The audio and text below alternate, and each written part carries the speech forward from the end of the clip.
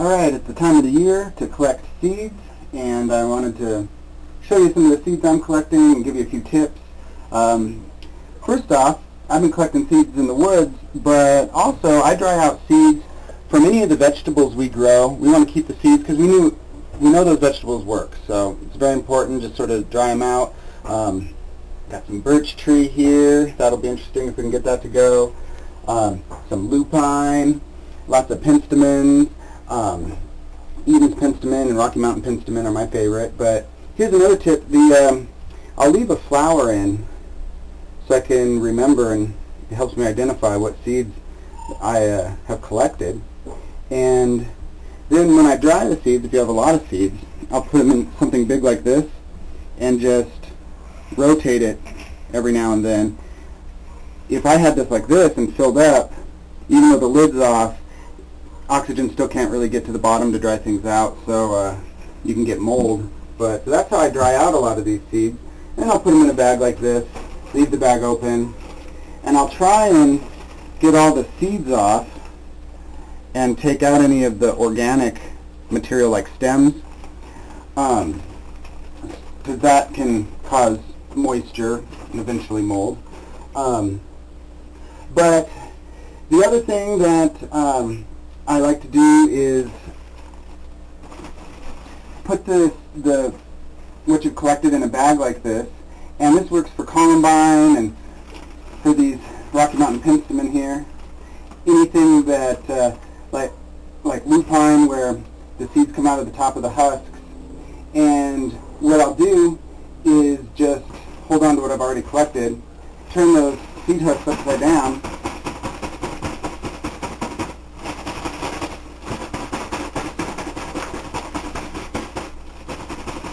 and then, as you can see, I've collected all this pure seed.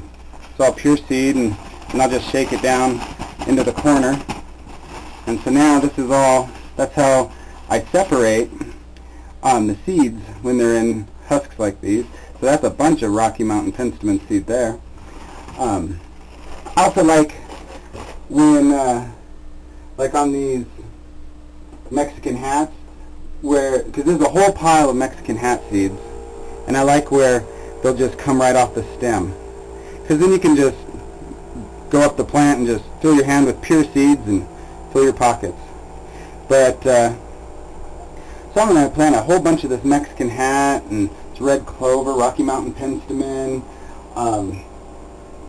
There's a few tips for you, and if you do keep something in a jar, it's got to be completely dried, but you could replace this with a piece of paper towel or a cloth or something like that. But here's some coriander seeds. And I like cilantro and coriander because you can eat the seeds, but you can also plant the seeds. Kind of like beans. You can eat the plant, you can eat the beans, you can store the seeds. The seeds are food, but you can plant the seeds and have more plants. So I like things like that. And there's a few tips for harvesting seeds and drying them out. And some you might have to freeze to get them to work right, and others they might not be viable for more than 1 or 2 years. Depends a lot on how you store them, but every plant represents something to learn. So have fun. Alright, we're at the final chapter of seed collecting for this season. All the seeds you just saw in that last video clip have pretty much been all put away in envelopes and things. But as we harvested a bunch of things, we have more seeds to process. Down here, you see we've got a bunch of scarlet runner beans to go through, and scarlet runner beans are a pretty neat looking bean. They'll have little purple stripes, and they're pretty neat looking. But we've got to go through all that. These seeds in here, just a million large daisy seeds, and I harvested those from an area where I didn't want the daisy, so I took the seeds so they won't grow there, but I'm going to put them places where I do want them. Tons of mustard seed in here we got to go through. And get all these coriander seeds off of this dried up cilantro. But it's the end of the season, we move some plants in, and we're starting to look at collecting these seeds. And the thing is, you want to put the seeds out before your first snow and right after your last snow. So we're kind of going to split a lot of this in half. But I got a ton more hollyhock, and I separated them into color. Got medium pink, red hollyhock, light or white hollyhock. Friend gave us some yellow hollyhock here. But the hollyhock blossoms, you can make a throat lozenge tea out of it. That's kind of neat. I made a video about that. I made a video about the jagoan plant too, if you want to check it out.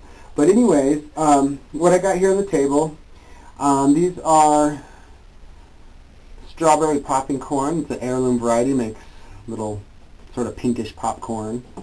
Got a few cucumber seeds and things here. But I wanted to mention, this is one of the cucumbers we let go as long as it could, so that we basically have a little seed bank right here. We'll want to, after just a little while, we'll want to get it, cut it open, let the seeds dry. Sometimes you let things sit around too long, the seeds will actually germinate inside your vegetable or fruit. So don't wait too long. But I've got some dill seeds here. This is some oregano. I actually got another type of oregano here. You can see kind of the different colors here. Giant pumpkin. We usually just plant one or two giant pumpkins so that we can have a pumpkin to carve, but generally we like the pie pumpkins better. These are kind of neat looking seeds. They're a wild garlic chive, so that's kind of neat. We got a bunch of seeds of those. Some lupine. I'm just going to kind of mix in this lupine with some other random wildflower seeds. I like the Eaton's penstemon and Rocky Mountain penstemon. We'll keep those sort of separate. But a bunch of carrot seeds here. Actually, these carrot seeds can go in with these carrot seeds.